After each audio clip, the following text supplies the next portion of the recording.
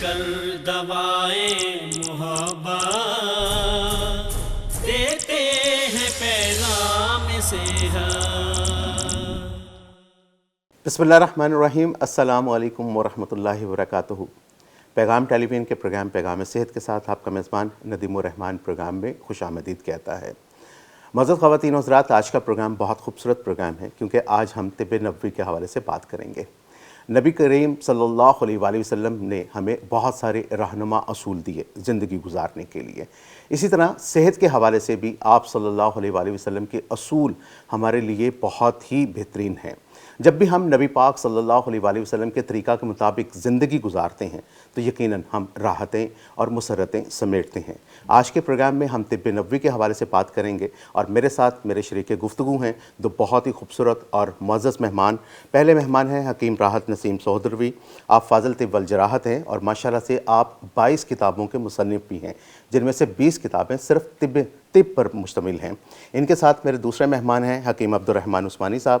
آپ فاضل طب والجراحت ہیں، ماہر کشتہ جات ہیں، پرنسپل ہیں طبیہ کالج کے اور مصنف ہیں کتاب الحجامہ کے۔ ان کو پروگرام میں خوش آمدید کہتے ہیں۔ السلام علیکم، کیسے ہیں آپ محترم؟ خیریت سے ہیں؟ ٹھیک ٹھاک ہیں؟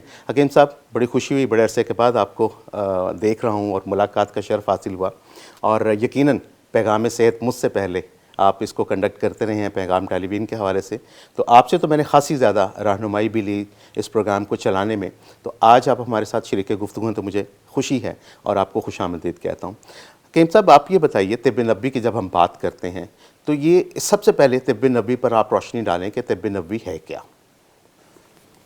دیکھیں، سب سے پہلی بات تو یہ ہے کہ خاتمۃ النبیین حضرت محمد رسول اللہ صلی اللہ علیہ وسلم اللہ تعالیٰ کی طرف سے سلسلۃ الذہب کی آخری کڑی ہیں جو نبوت پر مابعوث کیے گئے اور جن کا مقصد تھا لوگوں تک اللہ کا پیغام پہنچانا۔ جی، انہوں نے لوگوں کو رائے حق بتائی، سیدھا راستہ بتایا اور زندگی گزارنے کے طریقے بتائے۔ بے شک۔ انہوں نے جہاں زندگی کے ہر شعبے کے اندر رہنمائی کی، ایک فرما روا کی حیثیت سے، ایک سپہ سالار کی حیثیت سے، ایک تاجر کی حیثیت سے، ایک والد کی حیثیت سے، ایک شوہر کی حیثیت سے، وہاں انہوں نے بطور طبیب بھی انسانیت کے لیے رہنمائی کی۔ بے شک۔ انہوں نے بتایا کہ صحت بڑی قیمتی دولت ہے، اس کی حفاظت کی جائے۔ انہوں نے اس کے لیے گائیڈ لائن بھی دی، رہنما اصول دیے کہ ہم کس طریقے سے صحت کو قائم رکھ سکتے ہیں اور کس طرح امراض سے بچ سکتے ہیں۔ جی، نبی کریم صلی اللہ علیہ وسلم کے دور کے سے پہلے عرب کے اندر جاہلیت کا جو تصور تھا، اس میں وہاں لوگ علاج معالجے سے بے رغبتی کا رویہ اختیار کرتے تھے، اور لوگ اس کو جادو تصور کرتے تھے۔ جی جی۔ نبی کریم صلی اللہ علیہ وسلم نے لوگوں کو یہ شعور دیا اور لوگوں کو یہ بتایا کہ بھائی یہ مرض ہے اور مرض کی صورت میں علاج کرنا چاہیے۔ بے شک۔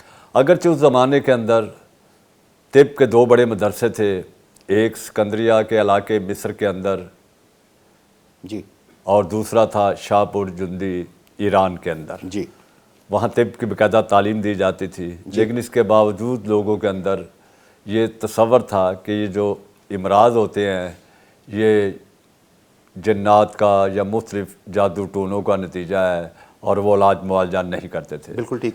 نبی کریم صلی اللہ علیہ وسلم نے نہ صرف خود اپنے علاج کیا اپنے امراض کی صورت میں، بلکہ اپنے صحابہ کو بھی علاج کی طرف راغب کیا۔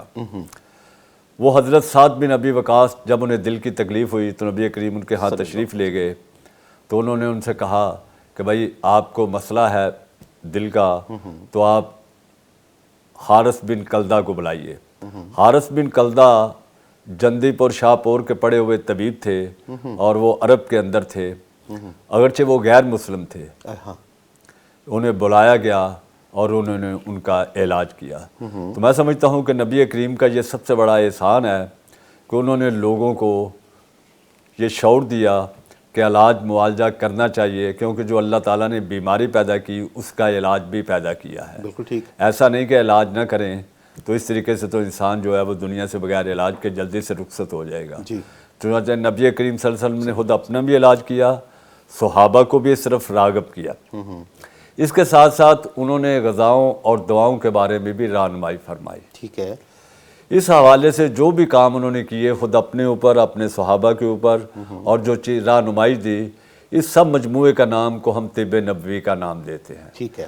اگرچہ طب نبوی کو باقاعدہ سسٹم آف میڈیسن نہیں ہے، لیکن بہرحال وہ ایک رہنمائی ہے، بلکہ طب کے میدان کے اندر ایک انقلابی سوچ ہے جس کے اندر علاج معالجے کا شعور بڑھا، دعاؤں پر تحقیق کی راہوں کا تعین ہوا، اور ازالہ مرض کے لیے تدابیر اختیار کرنے کا شعور آگے بڑھا. بالکل ٹھیک ہے. حکیم صاحب آپ نے بڑی خوبصورت سی باتیں کی ہیں، اور اس میں میرے لیے حیران کن بات یہ تھی کہ جو آپ نے ذکر کیا کہ نبی پاک صلی اللہ علیہ وآلہ وسلم کے دور میں بھی کچھ ملکوں کے اندر طب کی باقاعدہ تعلیم دی جاتی تھی، اور اس دور میں بھی لوگ اس کی تعلیم حاصل کیا کرتے تھے. تو یہ بڑی حیرت کی بات ہے. اور آپ نے ایک ذکر کیا کہ نبی پاک صلی اللہ علیہ وآلہ وسلم کے دور کے اندر بھی ایک طبیب ایسے تھے جو کہ باقاعدہ پڑھے ہوئے طبیب تھے. ان کا نام ذرا دوبارہ بتائیے، اور بتائیے کہ ان کی خاصیت کیا تھی. وہ عرب کے رہنے والے تھے، اور ان کا تعلق تھا قبیلہ بنو ثقیف سے. ٹھیک. وہ ایران کے اندر جو ایک بڑا مدرسہ طب کا تھا، وہاں سے انہوں نے طب کی تعلیم حاصل کی، اور وہ عرب کے اندر قیام پذیر تھے. ٹھیک ہے. تو وہ غیر مسلم بھی تھے، لیکن چونکہ بہرحال وہ اپنے فن کے ماہر تھے، تو ان کو بلایا گیا. حضرت سعد بن ابی وقاص کے علاوہ انہوں نے اور بھی کئی لوگوں کا علاج کیا. صحیح. دیکھیں جو معالج ہوتا ہے وہ انسان کے لیے ہوتا ہے، وہ عقائد یا مذاہب کا پابند نہیں ہوتا. اس کا مقصد تو انسان کی شفا ہے. ہاں، اس کا تعلق کسی بھی شعبے سے ہو. جیسے دیکھیں ہم لوگ معالج ہیں، تو ہمارے پاس جو مریض آتے ہیں کوئی سارے مسلمان تو نہیں ہوتے، اس میں عیسائی بھی آتے ہیں. میرے پاس ایک یہودی بھی آتا رہا. تو دیکھیں ایز اے معالج تو ہمیں تو انسان کی صحت کے لیے کوشش کرنی ہے، اس کی جان کو بچانا یہ ہمارا فرض ہے. اور یہی طب نبوی کا پیغام ہے کہ جو معالج ہے وہ لوگوں کی صحت اور شفا کے لیے کوشش کرے. اور معالج کا اصل کام جو ہے وہ انسان کی شفا ہے، وہ عقیدہ یا نسل یا ذات نہیں دیکھتا. بالکل ایگزیکٹلی وہی بات ہے کہ جس کہا یہ گیا نا کہ جس نے ایک انسان کی جان بچائی. یہی نہیں کہا گیا کہ جس نے ایک مسلمان کی جان بچائی. وہاں پر یہ فرمایا گیا کہ ایک انسان کی جان بچائی، گویا اس نے پوری انسانیت کو بچایا. بالکل جناب، آپ سے گفتگو کا سلسلہ جاری ساری رہے گا. حکیم عبدالرحمن عثمانی صاحب، آپ کی طرف میں آتا ہوں. مجھے یہ بتائیے کہ نبی پاک صلی اللہ علیہ وآلہ وسلم کے جو صحت کے ہمیں رہنما اصول دیے ہیں وہ کیا ہیں؟ اعوذ باللہ من الشیطان الرجیم، بسم اللہ الرحمن الرحیم. آج کا بہت خوبصورت موضوع اور بہت خوبصورت دوستوں کے ساتھ یہ نشست یقیناً یادگار ہے. اور پیغام ٹی وی کا بھی یہ ایک بڑا خوبصورت اقدام ہے کہ ایک ایسے موضوع کو چھیڑا گیا ہے جو وقت کی بڑی اہم ضرورت ہے. جی. کہ علاج معالجے کے حوالے سے پیارے نبی کریم صلی اللہ علیہ وسلم کے طریقہ ہے کار اور آپ کی سنت اور آپ صلی اللہ علیہ وسلم کے بتائے گئے رہنما اصولوں پر ہم لوگوں کی رہنمائی کریں. جی. بحیثیت طبیب بھی ہماری ذمہ داری بنتی ہے کہ ہم لوگوں کی، اپنے مریضوں کی، عوام کی اس بہترین شاہراہ پر رہنمائی کریں. ٹھیک ہے. اور دین کے ساتھ تعلق ہونے کی وجہ سے بھی ہماری ذمہ داری ہے کہ ہم لوگوں کی رہنمائی کریں. پیارے نبی کریم صلی اللہ علیہ وسلم نے صحت کے حوالے سے اگر ہم ایک ایک چیز کو الگ الگ بیان کرنا شروع کریں تو ایک پورا دفتر بن جاتا ہے اور بڑی لمبی گفتگو. جی. آپ دیکھیں پوری کائنات کا نظام ٹھوس، مائع اور گیس پر ہی یہ قائم ہے، یہ ٹھہرا ہوا ہے. بالکل ایسے. تو ہمارے جسم کا، اس وجود کا 5 6 7 فٹ کا جو وجود ہے، اس کی صحت کا دار و مدار بھی ان 3 چیزوں کے توازن پر ہے. بالکل ٹھیک ہے. اور ایک حدیث میں آپ صلی اللہ علیہ وسلم کا فرمان ہے، آپ نے فرمایا کہ تم اہل شرک کی طرح، مشرکین کی طرح ٹھوس ٹھوس کر مت بھرو کہ 7 آنتیں تم کھانے سے بھر لو. اور پھر اگر نیند کے حوالے سے ہم دیکھیں تو آقا علیہ الصلوۃ والسلام نے کیسا بہترین اصول بتایا کہ رات کو جلدی سو جاؤ، صبح جلدی اٹھ جاؤ، عشاء کے بعد زیادہ دیر مت جاگو. تو اسی طرح غذا، چونکہ معدہ غذا نظام ہماری پوری صحت کی بنیاد ہے. بالکل. اور اگر معدہ خراب ہے تو اس سے بے شمار بیماریاں پیدا ہوں گی. آقا علیہ الصلوۃ والسلام نے شہد کے حوالے سے کیسی بہترین اور خوبصورت بات کہی کہ شہد میں، جیسا قرآن نے کہا شہد میں شفا ہے. ایک آدمی آتا ہے، آ کے اپنے بھائی کے پیٹ کی درد کی شکایت کرتا ہے. ایک روایت میں آتا ہے کہ اس کو اسہال کا دست کا مرض تھا. جی. پیارے نبی کریم صلی اللہ علیہ وسلم نے اس کو شہد استعمال کرنے کی تلقین کی. اس نے اپنے بھائی کو شہد استعمال کروایا. پھر اس نے آ کر کہا کہ اللہ کے رسول آرام نہیں آیا. آپ نے میں پھر دوبارہ استعمال کروں. اسی طرح 2-3 دفعہ ہوا تو پیارے نبی کریم صلی اللہ علیہ وسلم نے فرمایا کہ تمہارے بھائی کا پیٹ تو غلط ہو سکتا ہے، اللہ کا فرمان غلط نہیں ہو سکتا. تو اللہ نے کہا اس میں شفا ہے، تو اللہ کا فرمان غلط نہیں ہو سکتا. پھر اہل علم نے لکھا ہے کہ 3 دفعہ کے بعد اس کے بھائی کا پیٹ ٹھیک ہو گیا. کہ شہد اپنا جو طبی نقطہ نظر سے ہم اس کا جو فعل ہے وہ اپنا سر انجام دے رہا تھا. جب وہ کام مکمل ہو گیا اس کے پیٹ کی صفائی ہوگی، اس کا پیٹ ٹھیک حکیم ہوگا. صاحب یہاں پر 2 باتیں میرے ذہن میں فوری طور پر آئی ہیں. پہلی بات تو یہ ہے کہ اگر ہم جب ان چیزوں کا ذکر کرتے ہیں، اور آپ نے بڑی خوبصورت سی ایک بات کہی کہ نبی پاک صلی اللہ علیہ وسلم کا فرمان یہ ہے کہ تمہارے بھائی کا پیٹ تو خراب ہو سکتا ہے لیکن اللہ کا فرمان غلط نہیں ہو سکتا. یقیناً یہی بات ایسے ہے. فی زمانہ اس دور میں بھی ہم جب شہد کے لیے نکلتے ہیں تو شہد کی ایک ڈیفینیشن جو میرے سمجھ میں ہے وہ یہ ہے کہ قدرتی طور پر یہ لگتا ہے، قدرتی طور پر پیدا ہوتا ہے. مکھیاں اس کو سر انجام دیتی ہیں، جگہ جگہ پھرتی ہیں، مختلف پھول، مختلف رس، مختلف قسم کے پودوں کے نیکٹر وہ اپنے اندر ایبزارب کرتی ہیں. تو مطلب یہ ہے کہ وہ تمام ادویاتی اجزاء جو جنگل میں پھیلے ہوئے پودوں کے، جڑی بوٹیوں کے، وہ اس شہد کے اندر موجود ہوتے ہیں. تو اسی لیے اس کو شفا قرار دیا گیا. تو آج کے دور میں جب ہم شہد کی پروڈکشن کرتے ہیں، جب ہم فارمز ہاؤسز میں جاتے ہیں تو انہوں نے بڑے بڑے کنٹینر مکھیوں کے لگائے ہوتے ہیں. پاس انہوں نے کوئی ایک پودا، کوئی ایک پھول، کوئی گنے کا رس اور کوئی ایسی چیزیں، کوئی مٹھاس رکھ دیتے ہیں. تو کیا وہ شہد اور اس شہد میں فرق ہے، اور کیا اس حوالے سے ہم شفا کو جو ہے وہ ڈفرینشیٹ کر سکتے ہیں؟ جی بالکل فرق تو ہوگا، لازمی ہوگا. جی حکیم صاحب، آپ کچھ کہنا چاہ رہے تھے؟ بڑی اچھی بات آپ نے کی. دیکھیں نبی کریم صلی اللہ علیہ وسلم نے جو شہد کی شفا بخشی کے بارے میں فرمان بتایا، جی وہ تو برحق ہے، لیکن وہ شہد وہ ہے جو خالص ہے، جیسا کہ آپ نے ذکر کیا. جی دیکھیے شہد جب بنتا ہے تو موسم کے اندر مارچ اپریل کے اندر پھلوں پھولوں کا موسم ہوتا ہے. تو مکھی جس چیز کو چوسے گی اسی کا ایکسٹریکٹ جوہر تیار ہوگا. ایگزیکٹلی. ظاہر ہے اس کے بعد جو آؤٹ آف سیزن ہوتا ہے اس شہد کے اندر وہ ایفیکیسی نہیں ہوتی جو اس کے اندر ہوتی ہے. اب آج کے دور کے اندر شہد کی کنزپشن، کھپت اتنی بڑھ گئی ہے کہ اب خالص شہد کا ملنا ناممکن ہو گیا ہے. دیکھیں ہماری جو دیسی دوا سازی کی صنعت ہے وہاں پر منوں نہیں ٹنوں کے حساب سے روزانہ شہد کا استعمال ہے. اس کے علاوہ ہمارے ہاں عوام بھی اسے شفا بخشی کے لیے اور صحت کے لیے لوگوں سے خریدتے ہیں. جی. تو ظاہری بات ہے کہ اب وہ سسٹم تو نہیں رہا جو بائی نیچر شہد تھا.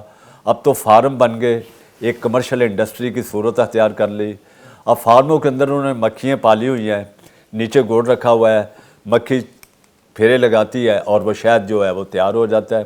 جی. اب ہم اس شہد کو یہ بھی نہیں کہہ سکتے کہ وہ مصنوعی ہے کیونکہ وہ مکھیوں نے تیار کیا ہے. بالکل صحیح. لیکن بہرحال اس کی ایفیکیسی وہ نہیں ہے جو قدرتی طور پہ شہد کے اندر ہوتی ہے. جی بالکل بالکل ٹھیک، آپ صحیح کہہ رہے ہیں. تو حکیم صاحب اس میں ایک اور میرے لیے مطلب ذہن میں سوال آیا ہے کہ مارکیٹ میں اگر ہم تھوڑا سا اسی پر بات اگر بڑھائیں اور اپنے ناظرین کو بتانا چاہیں تو اس میں یہ ہے کہ اس کی ایفیکیسی کے بارے میں آپ نے کہا کہ فرق پڑتا ہے ڈیفینیٹلی.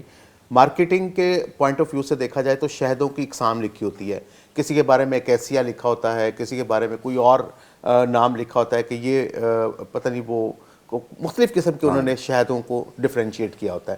تو کیا یہ واقعتاً صحت کے لحاظ سے مطلب انتخاب ذرا تھوڑا سا مشکل ہو جاتا ہے؟ دیکھیں ہر چیز جو جس چیز سے بنتی ہے اسی کے اندر اس کے اثرات ہوتے ہیں، اس کی ایفیکیسی اسی طرح ہوتی ہے. جی. بعض لوگ چھوٹی مکھی کا شہد پسند کرتے ہیں، جی. بعض بڑی مکھی کا، بعض لوگ بیری کا شہد. شہد کئی جگہ پہ ہوتا ہے. جی بالکل. تو یہ تو اپنی اپنی پسند ہے، جیسے سیب ہے، کوٹے کا بھی ہے، لاہور کا بھی ہے، پشاور کا بھی ہے. جی بالکل. تو اس کا اپنے اپنے اثرات ہوتے ہیں. بالکل موسم کے حساب سے بھی، موسم کے حساب سے بھی. بالکل. دیکھیے جہاں تک تعلق ہے نبی کریم صلی اللہ علیہ وسلم کا، ہم سب انہیں مانتے ہیں کہ وہ انسان کامل تھے اور انہوں نے زندگی کے ہر شعبے کے اندر ہماری رہنمائی کی اور صحت کے میدانوں میں بھی کی. جی. دیکھیں جو بھی انہوں نے صحت کے بارے میں رہنمائی دی اس دور کے صحابہ اسے قلمبند کرتے گئے، اس کے بعد میں آنے والے لوگوں نے بھی انہیں مرتب کرنا شروع کر دیا۔ حدیث کی جو 6 کتابیں جنہیں ہم مستند قرار دیتے ہیں، ان کے اندر جتنا بھی نبی کریم کے صحت کے متعلق فرامین تھے یا ان کے معمولات یا جو انہوں نے ہدایات دی، انہیں باقاعدہ طور پر ایک چیپٹر کی صورت دے دی گئی، اور یہ کام پہلی بار 4 صدی ہجری کے اندر ہوا۔ اور اس کے لیے علامہ ابن قیم نے جو سیرت نبوی لکھی، اس کے اندر 4 جلد پوری کی پوری طب نبوی کے نام سے دے دی گئی۔ اس کے بعد ایک تحقیق کا یہ سلسلہ آگے بڑھا اور بے شمار کام ہوا 10ویں صدی ہجری تک۔ بالکل ٹھیک، تو بالکل ٹھیک۔ مقصد یہ ہے کہ یہ ایک پورا سسٹم ہے، نظام ہے، ان کی رہنمائی ہے۔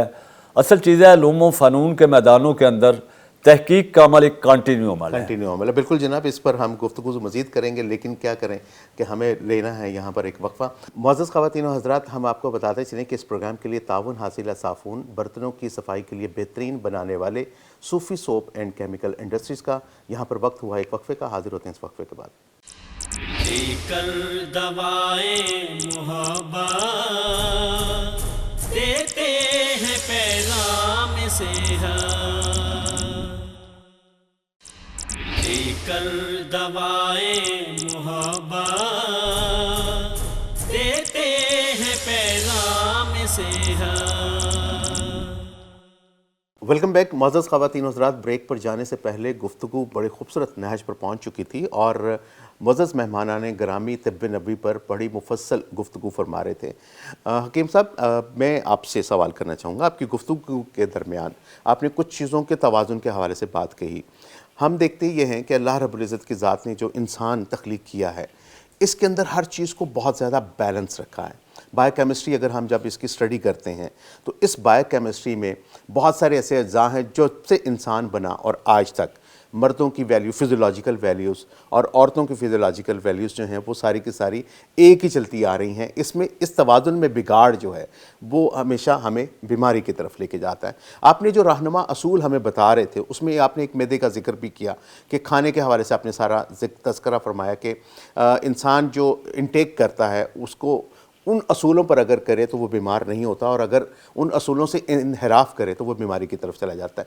اس کے علاوہ اور مزید کون سے رہنما اصول ہیں طب نبوی کے حوالے سے جو کہ نبی پاک صلی اللہ علیہ وآلہ وسلم نے ہمیں دیے ہیں؟ ہمیں جسم کی بہت ساری جسمانی بیماریاں جن میں پیارے نبی کریم صلی اللہ علیہ وسلم کے رہنما اصول، آپ کے طریقہ کار کتب احادیث میں ملتے ہیں۔ اس میں ایک چیز سمجھنے کی قابل غور ہے کہ عرب کے علاقے کا مزاج، عرب کے علاقے کا موسم اور سرد علاقوں کے موسم میں فرق ہے۔ جی، اب ایک وہ شخص جس کا مزاج سفراوی ہو یا وہ گرم علاقے کا رہنے والا ہو، جی، یا اس کے سر میں گرمی کی زیادتی ہو یا گرمی کی زیادتی سے سر درد ہے، اس صورت میں تو مہندی کا لیپ اس کو مفید رہے گا۔ لیکن اگر کسی کا مزاج بلغمی ہے، اس کا سرد مزاج ہے، اس کے سر میں دماغ میں بلغم کا اجتماع ہے، اس صورت میں اگر مہندی کا لیپ کرے گا تو ممکن ہے کہ وہ بلغمی مواد کے انجماد کا سبب بن جائے، صحیح، وہ مزید منجمد ہو کے مزید سر درد شروع ہو جائے۔ اسی طرح پیارے نبی کریم صلی اللہ علیہ وسلم نے ایک مرگی کی عورت کے متعلق، مرگی کی ایک عورت نے آقا علیہ الصلوۃ والسلام سے پوچھا کہ اس طرح مجھے مرگی کا مرض ہے تو اس کا کوئی علاج، کوئی دعا کیجیے اللہ مجھے شفا دے دے۔ آقا علیہ الصلوۃ والسلام نے یہاں پر اس کو ایک نصیحت فرمائی۔ آپ نے ہدایت کی کہ 2 صورتیں ہیں، ایک تو یہ کہ تمہاری خواہش کے مطابق میں دعا کروں اور اللہ تعالیٰ تمہیں شفا دے، اور دوسرا یہ کہ تم اس مرض پر صبر کرو اور اس صبر کا نتیجہ جنت ہے، جنت ہے، اللہ کا قرب ہے۔ وہ خوش ہو گئی، اس نے کہا اللہ کے رسول دوسری آپشن قبول ہے، قبول ہے، بے شک، آپ دعا کیجئے، آپ اللہ تعالیٰ مجھے صبر عطا فرمائے تو انشاءاللہ اللہ کا قرب اور جنت ملے گی۔ لیکن ایک درخواست ہے میری، وہ یہ کہ جب یہ دورہ پڑتا ہے بے پردگی ہو جاتی ہے، رسوائی ہو جاتی ہے، تو دعا کیجئے کہ اللہ تعالیٰ مجھے بے پردہ ہونے سے، رسوا ہونے سے بچائے۔ بے شک، تو آقا علیہ الصلوۃ والسلام نے یہ دعا کی، اور روایات میں لکھا ہے کہ اس کے بعد جب تک وہ زندہ رہی کبھی بے پردہ نہیں ہوئی. بے شک بے شک. اسی طرح پیارے نبی کریم صلی اللہ علیہ وسلم نے ایسے زندگی کے کتنے بے شمار اصول ہیں, بے شمار مواقع ہیں, بیماریاں ہیں جن میں عرق النساء کے متعلق رسول اللہ صلی اللہ علیہ وسلم کی رہنمائی موجود ہے کہ ایک ایسا مرض ہے کہ جو کولے سے نکل کر ایڑی تک درد جاتی ہے, شیاٹیکا پین شیاٹیکا پین جس کو کہتے ہیں. اسی طرح ایک وبائی علاقے کے اندر جہاں پر وبا پھیل جائے, آج دنیا قرنطینہ پر بڑی باتیں کرتی ہے, تو کسی بھی ملک کے اندر جانے سے پہلے اس کو لوگوں کو قرنطینہ میں رکھا جائے. پیارے نبی کریم صلی اللہ علیہ وسلم نے اس کے متعلق بڑا بہترین اور رہنما اصول دے دیا کہ مثال کے طور پر طاعون زدہ کا آپ نے فرمایا کہ طاعون ایک ایسا مرض ہے جس میں جسم کے اندر سخت قسم کی گلٹیاں اور سوزش اور شدید اضطراب اور درد کی کیفیت بنتی ہے. عموماً یہ جسم کے نرم حصوں میں گلٹیاں ہوتی ہیں, سوزش ہوتی ہے. تو آپ صلی اللہ علیہ وسلم نے اس کا مطلب فرمایا کہ جس علاقے کے اندر طاعون کا مرض آتا ہے, نہ باہر سے لوگ اس علاقے میں آئیں, نہ اس علاقے کے لوگ وہاں سے چھوڑ کر باہر جائیں. اسی طرح خارش زدہ مریض کے متعلق بھی ایک جانور کو خارش پڑ گئی تو اس کے مالک نے یہ شکایت کی اور اس کے متعلق اس طرح کا شکوے کا اظہار کیا کہ جیسے یہ کسی دوسرے وہ جانور کی خارش اس میں منتقل ہو گئی. تو آقا علیہ السلام نے وہاں فرمایا کہ اس پہلے جانور کو جو خارش ہوئی تھی وہ کہاں سے آئی تھی. ایک طرف تو آپ صلی اللہ علیہ وسلم نے احتیاط بتا دی کہ اس علاقے میں مت جائیں, اس علاقے سے مت نکلیں, اور دوسری طرف تقدیر پر بھی یقین کامل دلا دیا کہ اللہ تعالیٰ ہی اس کو لانے والا اور اللہ تعالیٰ ہی اس کو مٹانے والا ہے, کہ احتیاط کے ساتھ ساتھ کہیں تقدیر پر تمہارا ایمان کمزور. بالکل ایسے ہی ہے نا, جیسے وائرل ڈیزیزز کے بارے میں کہا جاتا ہے کہ یہ مرض جو ہیں اچھوت کے مرض ہوتے ہیں جو وبائی امراض, ہاں جی, مطلب ایک فرد سے دوسرے فرد کو لگ جاتے ہیں. بالکل. مطلب لیکن یہ ہے کہ اس میں اللہ کے نبی صلی اللہ علیہ وسلم نے فرمایا کہ کوئی بھی مرض جو ہے وہ متعدی نہیں ہوتا, یعنی کسی ایک سے دوسرے کو نہیں لگ سکتا, کہ جب تک کہ اس کی اپنی وائٹیلٹی یا سسپٹیبلٹی جو ہے کہ مطلب وہ خود ایکسپٹ کرتا ہے اس کو, اس کے اندر اسلام میں کوئی تصور نہیں ہے متعدی بیماری کا اور یہ جانوروں سے پرندوں سے فال نکلوانے کا, قسمت کے حال معلوم کرنے کا. صحیح, بالکل ٹھیک ہے, بالکل ٹھیک ہے. حکیم صاحب, میں آپ سے جاننا چاہوں گا, آپ کے گفتگو میں مجھے بڑا مطلب دلچسپی کا عنصر اور میرے لیے علم میں اضافے کا باعث بن رہا ہے, طب نبوی کے امتیازات کیا ہیں؟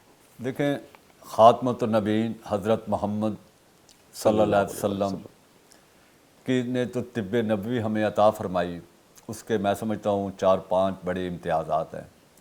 سب سے پہلے ہے کہ صحت کی حفاظت, حفظان صحت کے اصول. جی, انہوں نے ہمیں رہنے سہنے, جاگنے سونے, بیٹھنے اٹھنے اور کھانے پینے کے آداب بتائے. جی, اور صحت کی اہمیت کے بارے میں بتایا کہ صحت اللہ کی نعمت ہے, اس کی حفاظت کرے, اور پھر اس حفاظت کے لیے طریقہ کار بتائے. جی, دیکھیں, انہوں نے کہا جی جیسے ابھی عثمانی صاحب بتا رہے تھے کہ صبح جلد اٹھے, رات کو جلد سوئے, جی, کھانا اس وقت کھائے جب بھوک لگے, جی, اور جب بھوک تھوڑی سی رہ جائے تو کھانے سے ہاتھ اٹھا لیجیے. جی. دیکھیے, ایک عجم سے ایک طبیب مدینے میں آئے اور وہ کئی دن تک انہوں نے وہاں قیام کیا, لیکن انہیں کوئی مریض نہ ملا. وہ بارگاہ نبوت میں حاضر ہوئے کہ جناب یہاں تو کوئی مریض ہی نہیں. تو نبی کریم نے فرمایا کہ یہاں جو لوگ ہیں وہ کھانا اپنے وقت پہ کھاتے ہیں, ضرورت سے کھاتے ہیں, جب بھوک لگے اور جب تھوڑی سی بھوک ہو تو وہ چھوڑ دیتے ہیں. گویا اگر ہم صحتی اصول اپنائیں تو ہم امراض کو بڑھنے سے روک سکتے ہیں. اور یہ طب نبوی کا امتیاز ہے کہ انہوں نے سب سے پہلے ہمیں صحت کی حفاظت کے اصول بتائے. دوسرا اصول میں سمجھتا ہوں طہارت, یعنی صفائی نصف امان ہے. دیکھیں, آج کے دور کے اندر جو زیادہ تر امراض ہیں وہ پولوشن کی وجہ سے ہیں, وہ ہمارے آلودہ معاشرے کی وجہ سے ہیں, اور ہماری آلودگی کی بے شمار قسمیں ہیں, صوتی آلودگی, شور کی آلودگی, فضائی آلودگی. اگر یہ فضا صاف ہو جائے اور ہم صفائی پر یقین رکھیں, اپنے ملک کو, اپنے گھر کو, گلیوں کو, سب کو صاف رکھیں, تو آدھے امراض کا رفتہ روکا جا سکتا ہے. بے شک.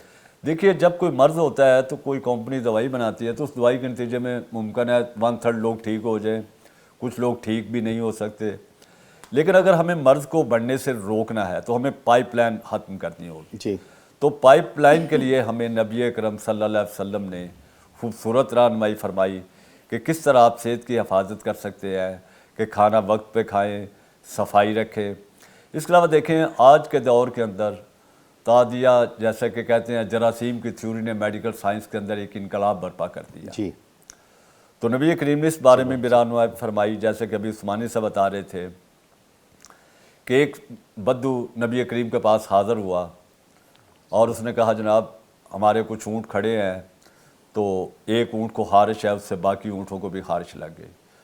تو نبی کریم صلی اللہ علیہ وسلم نے ارشاد فرمایا کہ پہلے اونٹ کو کیسے لگی، یعنی گویا اسباب، ہر مرض کے جب تک آپ سبب کا علاج نہیں کریں گے دوائی ٹیمپریری ہوگی اور ریلیف ہوگی۔ صحیح۔ تو گویا یہی ہماری طب کی بیس ہے کہ ہم سبب کے مطابق علاج کرتے ہیں۔ بالکل ٹھیک۔ اس کے علاوہ میں جو سمجھتا ہوں چوتھی بات ہے کہ ہمارا جو بھی معالج ہوتا ہے وہ کسی بھی شعبے سے ہو، وہ بکرات کا ایک حلف نامہ ہے، اس کو وہ پڑھتا ہے کہ میں زندگی بھر اس کوڈ آف ایتھکس پہ عمل کروں گا، یعنی طبی اخلاقیات۔ تو اگر ہم اس کو پڑھیں تو اس کی تمام بنیاد جو ہے وہ طب نبوی کے اصولوں پر ہے۔ اصولوں پر ہے، صحیح۔ جیسے کہ ابھی بات ہو رہی تھی کہ دیکھیں نا، مثال کے طور پہ ہمارے ہاں مختلف چیزوں کے بارے میں تصور ہے، جی شاید میں موت کے علاوہ ہر چیز کا علاج ہے، کلونجی میں ہر بیماری کا علاج ہے۔ تو میں یہ سمجھتا ہوں کہ طب نبوی کے حوالے سے جب ہم احادیث کا مطالعہ یا جائزہ لیتے ہیں تو ہمیں یہ بات بھی سمجھنی چاہیے کہ ہمیں ان حدیث کو اسالیب اور ان کے تعبیرات کا فہم بھی ہونا چاہیے۔ صحیح۔ دیکھیں ہر مریض کی صورتحال الگ الگ ہے۔ جی۔ اب ہم کہتے ہیں جی کلونجی، تو کلونجی کئی جگہ بعض لوگوں کو نہیں بھی موافق آتی۔ جی۔ دراصل نبی کریم کے فرامین کو ہمیں تعبیرات کی روشنی میں دیکھنا چاہیے کہ بھائی یہ چیزیں صحت کے لیے فائدہ مند اور مفید ہیں، لیکن ہم انہیں بطور میڈیکیشن اس طرح استعمال نہیں کرنا چاہیے کہ ہم کوئی دوائی استعمال نہ کریں اور ہم کہیں جی ہم کلونجی سے کام چلا رہے ہیں۔ جی جی، میں بالکل آپ کی بات کو بڑا فالو کیا اور میں بڑے غور سے سن رہا تھا، جیسے کہ حکیم عثمانی صاحب فرما رہے تھے تو انہوں نے مزاج کا ذکر کیا کہ عرب کے لوگوں کا مزاج جو ہے وہ اس طرح کا ہے، تو باقی دوسرے علاقوں کے رہنے والے لوگ اگر اس کا استعمال کریں گے، اسی طرح آپ ذکر کر رہے ہیں تو اکثر بیشتر ایسا ہوتا ہے کہ ہمیں مطلب جو دوائیاں تیار کرنے والی کمپنیاں ہوتی ہیں وہ اس کے اوپر لکھ دیتی ہیں کہ نبی پاک صلی اللہ علیہ وسلم کے ارشاد کے مطابق کہ کلونجی میں ہر مرض، موت کے علاوہ ہر مرض کے شفا ہے، تو ہم لوگ اندھا دھند اس کا استعمال جو ہے ان ادویات کا بلا سوچے سمجھے، بغیر مزاج کے، بغیر کیفیات کے کرتے ہیں۔ تو آپ نے بڑی خوبصورت بات کی کہ تعبیرات کا فہم جو ہے وہ بہت زیادہ ضروری ہوتا ہے۔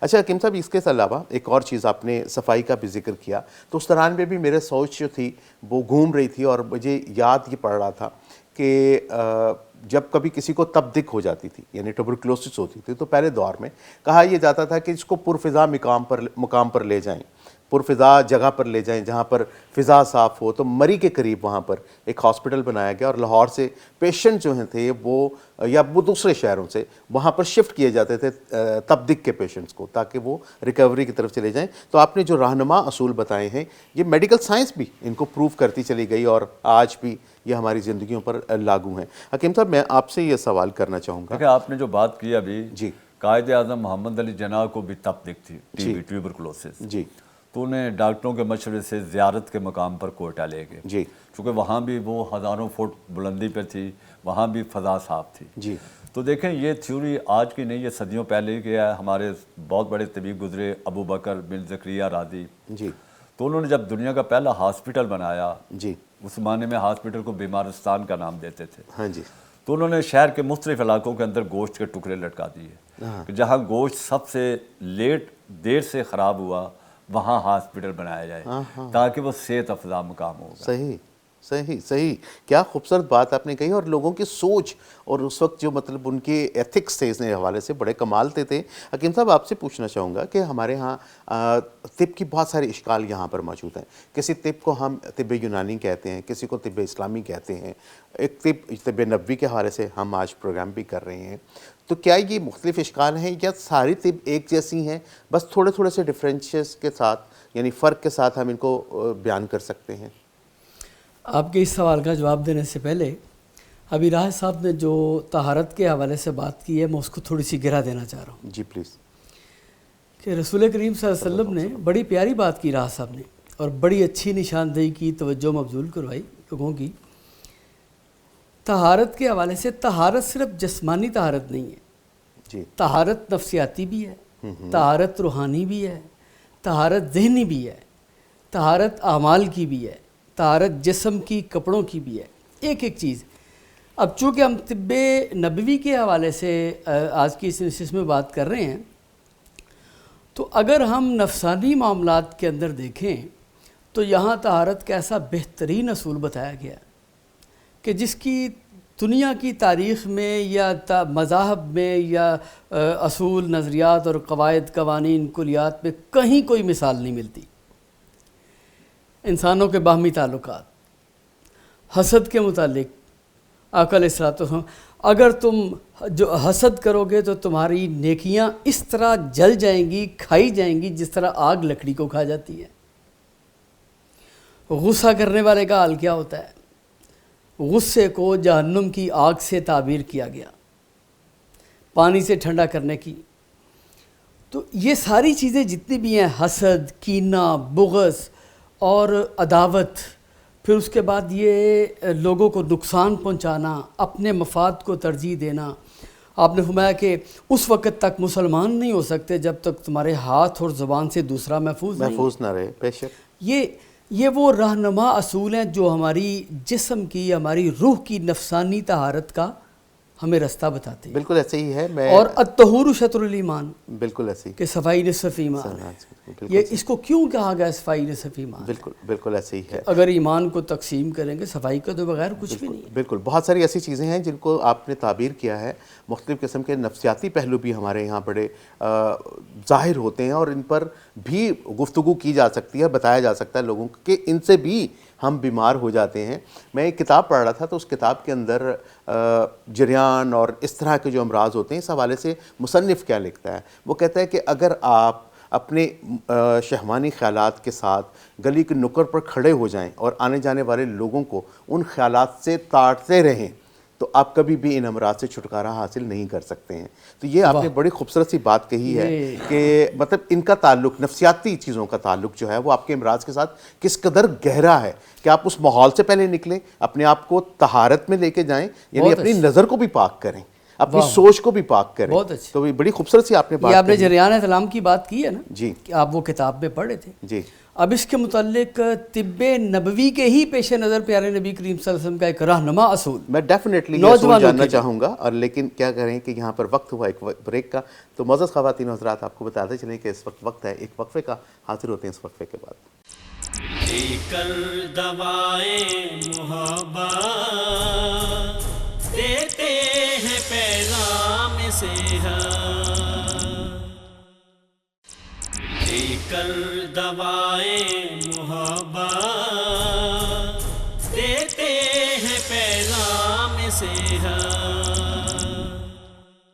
ویلکم بیک معزز خواتین و حضرات۔ بریک پر جانے سے پہلے بڑی خوبصورت سی بات ہو رہی تھی جو کہ ہماری نظر کی طہارت، ہماری زبان کی طہارت اور ہماری جسمانی طہارت کے حوالے سے تھی، اور اس گفتگو میں عثمانی صاحب ایک بڑی بہترین بات بتانے والے تھے۔ چلتے ہیں ان کی طرف اور ان سے پوچھتے ہیں کہ وہ کیا بات ہے۔ جی عثمانی صاحب۔ دیکھیں پیارے نبی کریم صلی اللہ علیہ وسلم ہے کہ تمہارے جسم میں دو اعضاء ایسے ہیں، اگر یہ صحیح ہیں تو پورا جسم صحیح ہے، صحیح، اگر یہ غلط ہے، خراب ہے، تو پورا جسم خراب ہے۔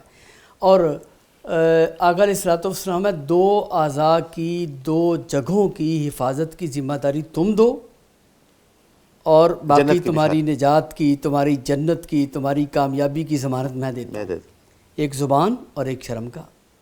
اور یہ زبان ہی ایک ایسی چیز ہے جو کتنی، اگر ہم صرف اس کو ذائقے کی طرف، غذا کی طرف، خوراک کی طرف لے کے جائیں تو یہ زبان کے ذائقے ہی ہیں جو ہمیں بیماریوں میں مبتلا کرتے ہیں۔ ایگزیکٹلی۔ اور اگر ہم اس زبان کے استعمال کی طرف لے کر جائیں تو زبان کا استعمال یہ ہے جو ہمیں نظروں میں گرا بھی دے گا، نظروں میں اٹھا بھی دے گا۔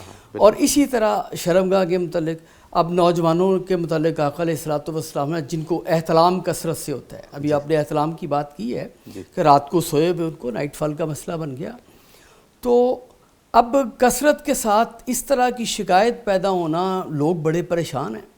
پیارے نبی کریم صلی اللہ علیہ وسلم نے بڑا رہنما اصول، میں کثرت سے روزے رکھا کرو، کم کھایا کرو۔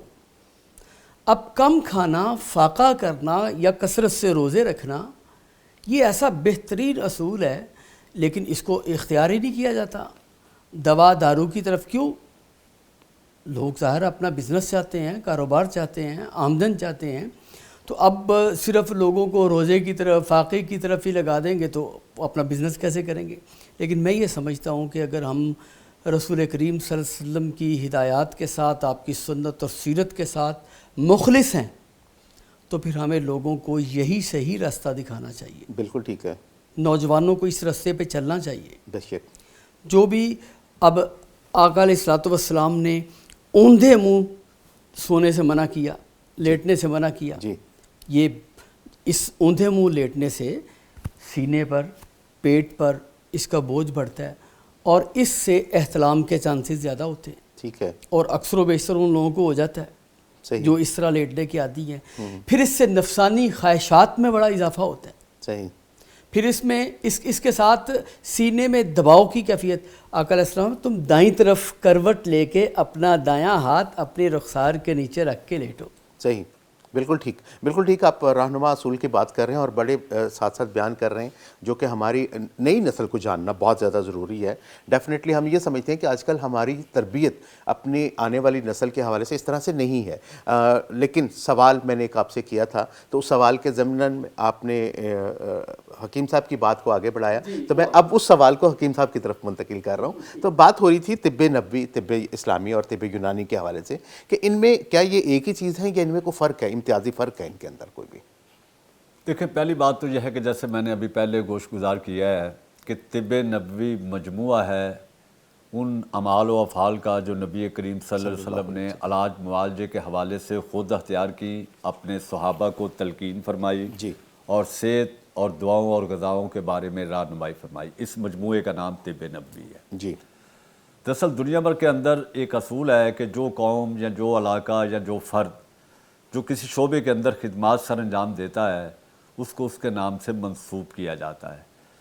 چونکہ طب جو ہے اسلام کے بعد یہ خاصی حد تک ارتقاء کے عمل میں آئی، صحیح، اور اس کو ترقی ملی، خاص کر عربوں کے دور کے اندر جی، اور اسلامیوں کے دور کے اندر، تو اس لیے ہم اسے طب اسلامی کا نام بھی دیتے ہیں۔ صحیح، لیکن بیسیکلی یہ طب یونانی ہے اور یہ تینوں الگ الگ ہے۔ مطلب طب یونانی، طب نبوی، طب یونانی کو ہم اسلامی کا نام اس لیے دیتے ہیں کہ اس کی جو ترقی اور ارتقاء کا عمل ہے اسے باقاعدہ طور پر ایک منظم سسٹم آف میڈیسن کے طور پہ اڈاپٹ کیا گیا اور اسے بنایا گیا۔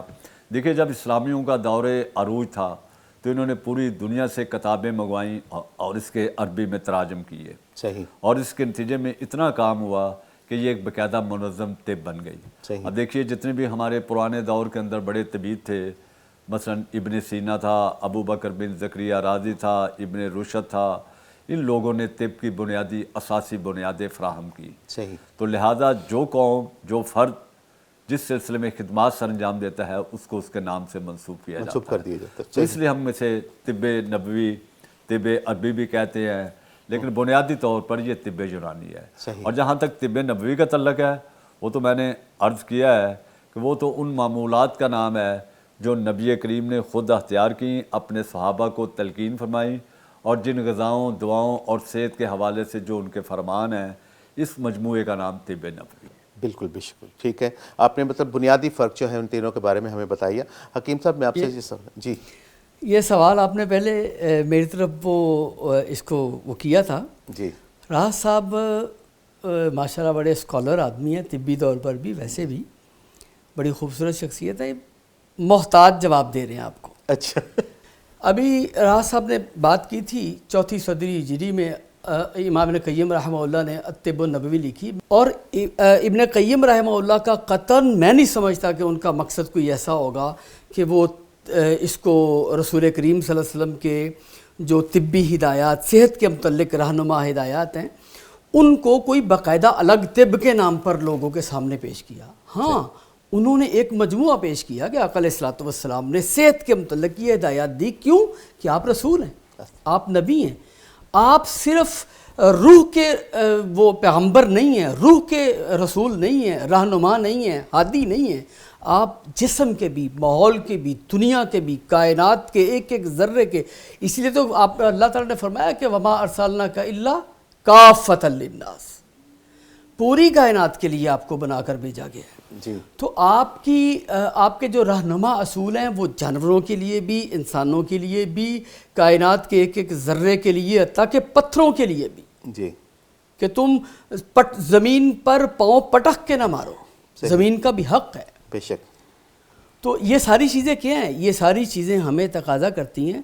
اب اس پر ایک الگ اگر ہم موضوع کریں تو بالکل وہ ایسے ایک ہی، الگ میں موضوع اس ہے کے پورا بارے میں یہ۔ سوچ رہا ہوں، لیکن چونکہ ہمارے پروگرام کا یہ وقت بالکل پورا الگ بالکل موضوع الگ کرتے ہیں، ہم انشاءاللہ ڈیفینیٹلی آپ سے وقت بھی لیتے ہیں اور اگلے پروگرام میں اس کو ہم ڈسکس بھی کرتے ہیں۔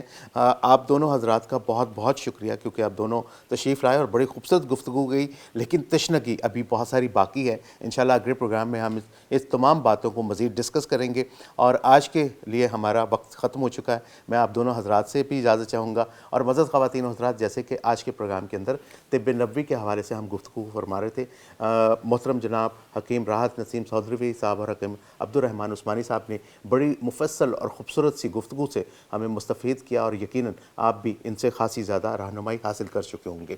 یقیناً یہ بات تو درست ہے، ماننا ہے کہ اللہ رب العزت کی ذات نے جو ہمیں دین اسلام دیا یہ مکمل ضابطہ حیات ہے، اور جب ہم اس دین اسلام پر، یعنی نبی پاک صلی اللہ علیہ وآلہ وسلم کی رہنمائی پر عمل کرتے ہیں، تو ہم بہت ساری دنیا کی، نہ صرف دنیا کی بلکہ آخرت کی بھی راحتیں سمیٹتے ہیں۔ پیغام ٹیلی ویژن کے پروگرام پیغام صحت کے ساتھ اپنے میزبان ندیم الرحمان کو دیجیے اجازت۔ آپ کا اور میرا ہم سب کا اللہ نگہبان۔ ہے صبح و شام ہر ایک کے نام، اپنا پیغام صحت